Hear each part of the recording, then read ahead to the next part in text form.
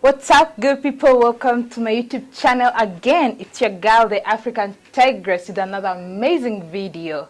So today I'm joined with an amazing brother here. You already know him, but I think for those of you who don't know him, he can introduce himself. Yes, my name is Philip Scott. I'm a host of African Diaspora News Channel, and we're here in Nairobi, Kenya today, just visiting. We're going to move on maybe to Mombasa in a few days. But we're taking the country in, and we really appreciate being here. I first want to officially welcome you to Kenya. Thank Karibu you. Kenya. Okay, asante sana. Asante sana. Yeah. I see you're learning some Swahili. That's really good. Little bit. You say kidogo kidogo. And what is that? Little bit. Oh, a little bit. See, Yeah, I got to get my Duolingo on. Yeah, so Philip, it's amazing to have you in Nairobi. Did you come alone? No, it didn't come alone. Came with a group. Came with my wife. I mean, we just having just a good time here. And the good thing is about the group itself is that they got to experience the continent for the first time, kind of like what I experienced last year. So to see them happy, that's a good thing, because it's hard for African Americans to make that trip, because different propaganda that the media puts out over there in America kind of turns a lot of us off from coming. Oh yeah, so your first time in Kenya? First time in Kenya. Been to Ethiopia? I guess you've been to Ethiopia. Any other country that you visited? No, it's only two. Oh. So far. So far. And what were your first impressions when you got to Kenya? Like your first impressions? Well, when I got to Kenya, I noticed the airport was a little similar to the Ethiopian airport, the Bole airport. Okay. And then we got in, everything, but the people are nice, and that's what counts to me, as long as the people are nice. Nobody was rolling their eyes or giving us the stank face or whatever. It didn't seem like people was overworked. Like in America, people are overworked and pissed off. Yeah. And rightfully so, because it's very hard to live in America. But it's been good. It's been good. Mm-hmm. And the weather? The weather's been actually good, even though I'm a little under the weather. The weather's been good. I like it. Now, from what I'm hearing, the temperature is in Mombasa. I'm probably going to be mad because I hate hot weather as I get older. Oh, really? Yeah. Because Mombasa is a bit warm, and it's the weather that I think for us, we love, a lot of us love the warm weather. I notice y'all like the warm weather, don't want to run the AC. We don't use AC that often. No, see that's the problem, because how can you breathe in hot air? We do it anyway. Oh, and that's Lord. why we produce the best athletes in Kenya. Maybe, I don't know. Well, America produce some good athletes too. Maybe not the best. Long distance. Yeah, long distance. No, y'all got the long distance. Yeah, the long distance. Kenya has always had the best long distance runners. Oh yeah. We've had the sprinters. Well, in the Caribbean too, we had the sprinters. Oh sure. So I got to know you through YouTube, the YouTube space. So, and one of the things I know is that you're very big on Black YouTube. So how did you start? I originally started in my bathroom, in front of the shower curtain, just giving my opinion about different things that I saw like in the news and society, and it's kind of spiraled from there. And we grown and just tried to look into how can we make this bigger, how can we reach more people, and that's kind of where it came up today. And initially, back then it was called the Advice Show. What inspired you, or what motivated you to change it to African Diaspora News Channel? My trip to Ethiopia last year. Mm-hmm. I felt that we need to have more of a global reach, an international reach, and America kind of makes you think that America is just it. And when we look at, I talk about racism and white supremacy a lot. White supremacy is a global entity. It's not relegated to the shores of America. So why can't us, as a black media outlet, be international? Like CNN's international. I watch TV, and you got CNN propaganda always on TV. So, oh yeah. Yeah, we had to go more so on an international initiative. So do you have a plan of maybe reaching across more countries in Africa, like in the sense making it to be like the main, like the mainstream, like we have CNN and we have people working in different countries across the world. So do you have plans whereby African Diaspora News Channel would have like maybe branches in Nairobi, West Africa, South Africa, North Africa, and all that? That's in the plans. That's in the plans? Yes, ma'am. Okay. And what has been your greatest challenge doing this? The greatest challenge at times would be dealing with a lot of the news stories with, mentally, because it becomes so tough, whether it's, something happening, maybe a police officer killing a black person unjustly, even just what I saw in South Africa, recently it kind of bothered me because, coming from as being an African American, we don't have the luxury of saying who's a tribe. We don't know nothing about a tribe. Yeah. So we look at it as, man, your brother's attacking your brothers, but, I know over here, everyone's different, everyone has a tribe, etc. But at the end of the day, who's exploiting that? You know what I'm saying? So, that's, tough to watch. And then you have these, silly white supremacists want to run off at the mouth, about Africa or the Caribbean or even us there. So you do a lot of things. So funding is always the issue. Because unfortunately, due to the mentality that we have, we don't trust each other a lot. So, maybe a white content creator, and I've seen it many times, they can say, hey, I need funding for this. And white people have no problem doing it. But when it comes to us, maybe you can relate to that. Oh, and definitely. well, let me see. But the one thing I can say, people do help, people do donate, they do. As long as you do what you say you're going to do. That's the only thing. Oh, okay. Sometimes you come off like very hard on the white supremacists and the racists and all that. Do you face like, do you get people threatening you? Do you face like death threats and stuff like that? I've had that. How many times? Numerous of times. How do you deal with that? I don't care. You don't care? No, I don't care. I mean, I do care in a sense of I have a family, but Yeah. I mean, at the end of the day, if, you're going to bother me and I feel this is that big of an issue, I mean, I live in the great state of Texas, and that's the gun capital of the world. So, I mean, if you want to, go ahead. I get you. And are you always doing YouTube full-time, or do you have something else that you do? I do multiple things, but YouTube is definitely, one of the things that we do and I focus on. How do you manage to balance family, YouTube, and lots of other works that you do? A great supportive family, systems being in place, because, like, for instance, when I go do a video, all I can do is just click one button on, all my lights come on in my studio. I click one button to record. Everything is just one button for me, so that makes it a lot better. I think the only thing that takes me time is maybe gathering stories and facts. But, and just having systems in place really to say how many stories we're going to do today, what's going to be the effect, understanding the YouTube ecosystem, when you need to get a story out ASAP versus it can wait. So it's just, trying to balance. And at times I don't have a good balance, and sometimes my wife like, hey, you can't get too immersed, or she hear me being too angry in the story. And I generally get angry because anything that we see in the story can happen to me or you, especially living in America. Yeah, sure. And I know you've interacted, you've met with, not necessarily meeting, but you've interacted with a lot of African content creators, YouTubers.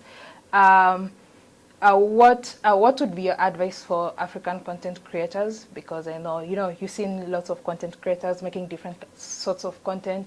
I feel like, for instance, in Africa, YouTube is not as big as it is, for instance, in America or in Europe or wherever. So what do you think that African content creators can do to like really perform better, or like to be as competitive on YouTube as their counterparts in the US and everywhere else? Be yourself, for one. Be yourself.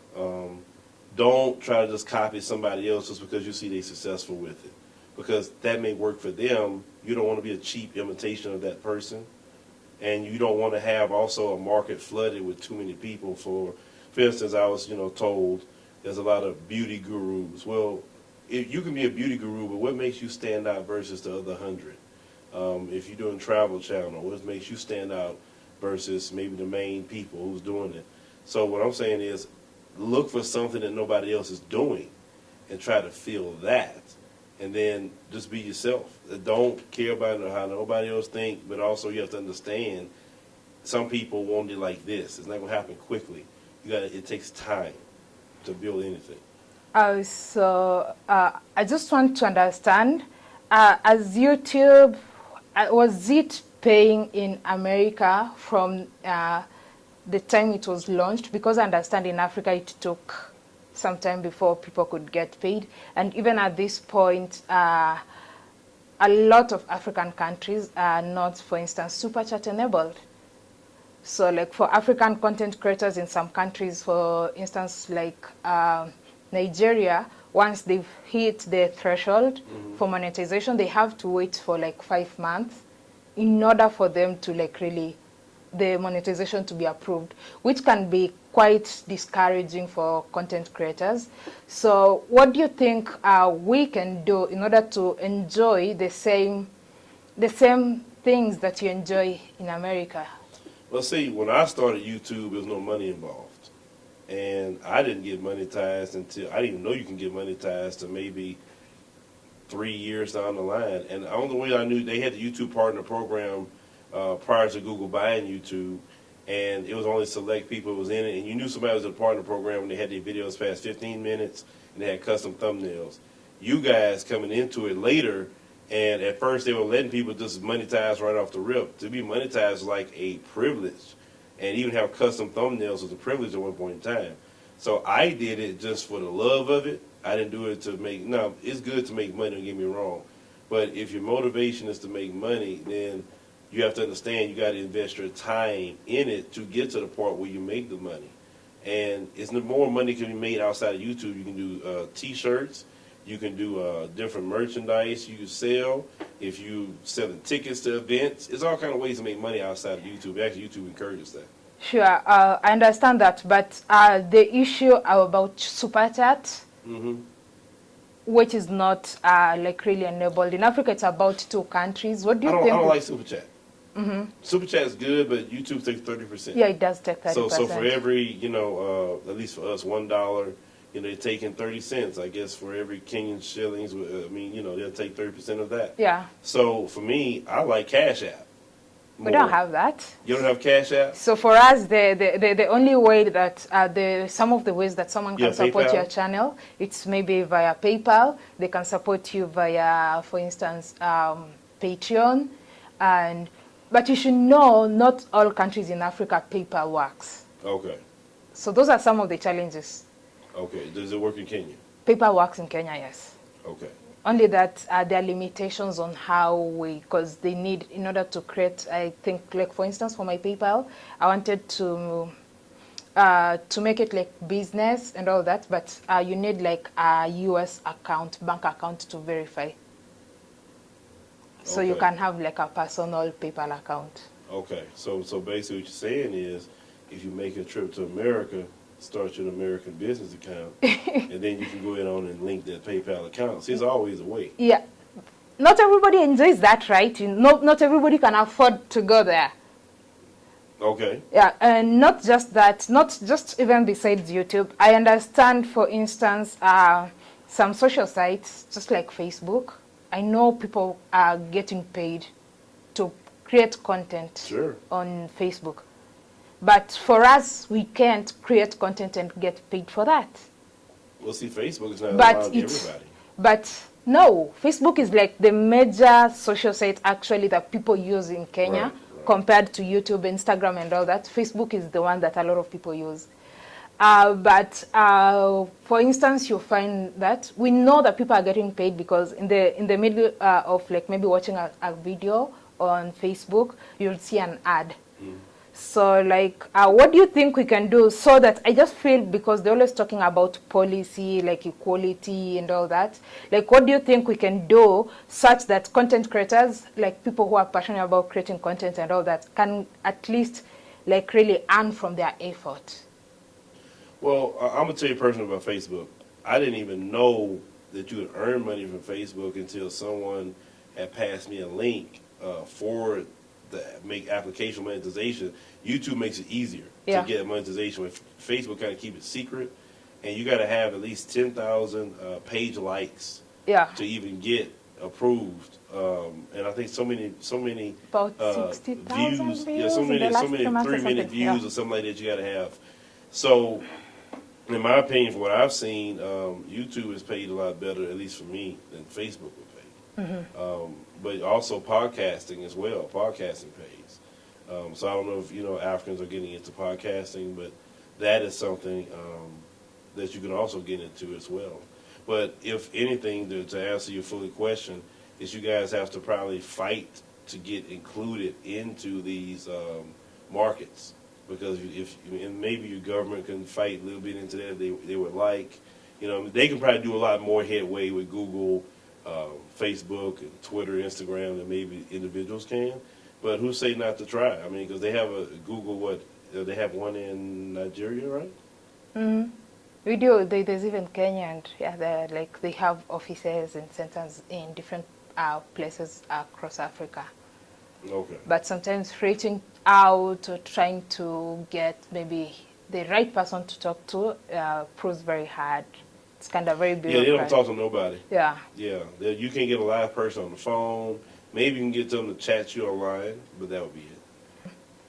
And since you've been to Kenya for the few days that you've been around, there have always been cases whereby, like, a lot of African Americans, they feel like we are bad people, we sold them and all that. What's your take on that? Well, I mean, it's a lot of things. Some of the history do dictate that. That some were sold by different tribes. Not all, but some were sold. A lot of, miseducation, because the American school system don't really teach that transatlantic slave trade at all. They talk about it, but it's very minimal. And the American school system is about indoctrination to racism and white supremacy. So if you go through that system, that's what you're going to really come up to.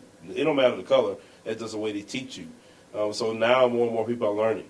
So as they're learning, that's why you hear more and more of that taken in. And yes, African Americans, some of us do feel betrayed, because this is how we think. We went through slavery, Jim Crow, all different things, and they say, well, why didn't he come get us? But then the story isn't told that, wait a minute, African nations were all colonized. So they're basically in their own version of slavery, and they didn't get free to really run the time of the civil rights movement. That's the part that's not spoken about.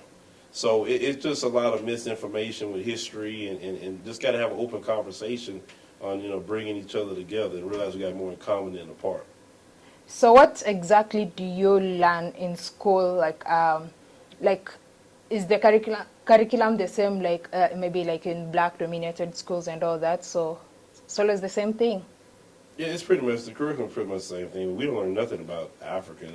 Listen, when you hear black Americans say Africa, or most Americans say Africa, that's disrespectful. We don't walk around and just say Europe. We don't walk around and say Asia. We say China. We say Japan. We say the UK or whatever. When it comes to Africa, which is a continent, you have 4 nations. 54. I'm going to 54. I'm going to Africa. What country? Exactly. I mean, it's not like you said, I'm going to North America, which consists of Canada, United States, and Mexico. I'm going to Europe. Yeah. I mean, you're like, what country? You know what I mean? So that's, to me, even disrespectful to say that I'm going to Africa. But we're taught that way, just in the American school system. Would you encourage people to invest in different countries in Africa? I would, but the first thing I would tell them to do is to come first. If you can't invest in anything that you don't have a love for, it has to be more so a love and passion for it. Then the money will come. But I've noticed that when you do things for the passion of it and the love, it feels like you're just doing something that just you'll do for free. So the money will come eventually. Of course, investments is very tricky, no matter what. If you invest in a stock exchange, if you invest in mutual funds, 401ks, etc. So the continent do have a lot of opportunities, though. They do. So if you are a person that has money, do that.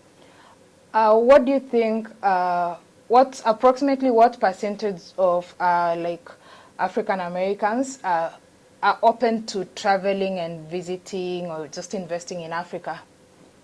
Well, I know there was a figure that came out that less than about 20% or so of American citizens have passports. That's the issue.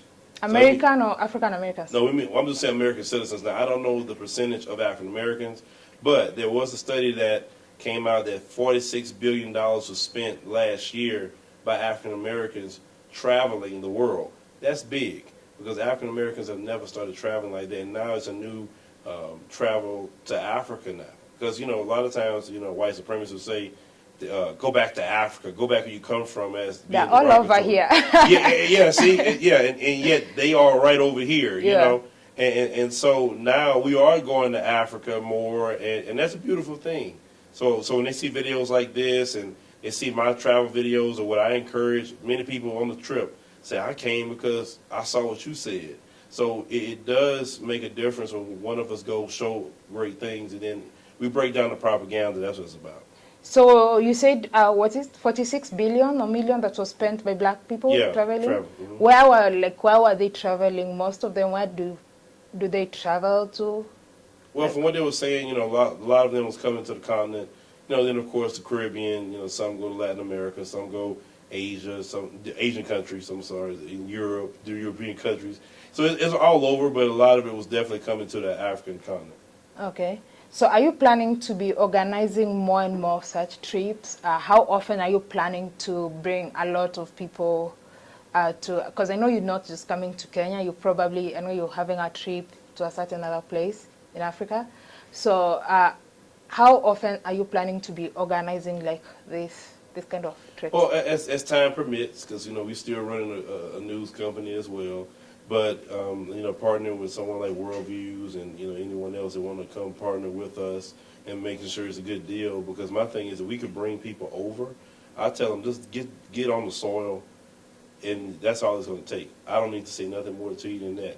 It's going to take over on your own, and then you're going to want to say, I want to be here more, I want to invest, etc. So my main goal is just to get you here. So what's the main aim? What's the goal? What's the main goal you think that most people are coming? Is it just coming to see, are they coming to seek investment opportunities, or just they coming to just relax like tourists? Are they coming to interact with people? When you're telling, I don't know exactly how you organize this, but when you're organizing this, you told them it's a trip to Kenya. What was the goal of the trip?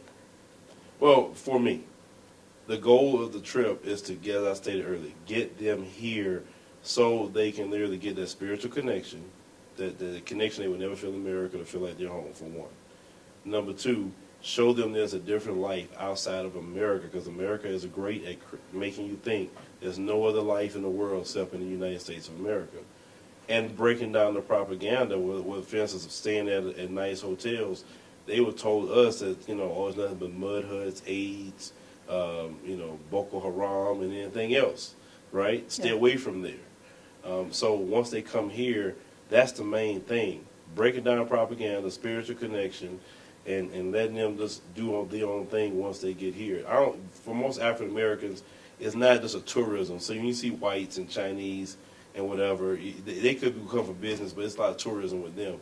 With us, it's making a spiritual connection back to where we was taken. Oh, okay, that's wonderful. So, anything else you want to add? It was good. Like I said, once again, it was good meeting you. And like I said, with the YouTube aspect you were talking about earlier, it's definitely going to be a fight. Anything. But I always say, look on the bright side. At one point in time, you guys had no monetization. Yeah. Now you got some. Yeah. You can work with that. You can build on some. When somebody telling you no, that's the end of it. But that question you asked earlier about, do you hate white people? For me, I don't. I'm gonna expound that further. I don't have time to hate them, because all I have to focus on is the love of the people that I care about. I don't have any. I'm not looking for white validation. I'm not looking for white approval. I don't believe in white Jesus. I don't believe in the black one. They look like you. So with that being said, I don't make my content even for racist white folks. But no, I got plenty of white people that follow my channel. You love it at the end of the day.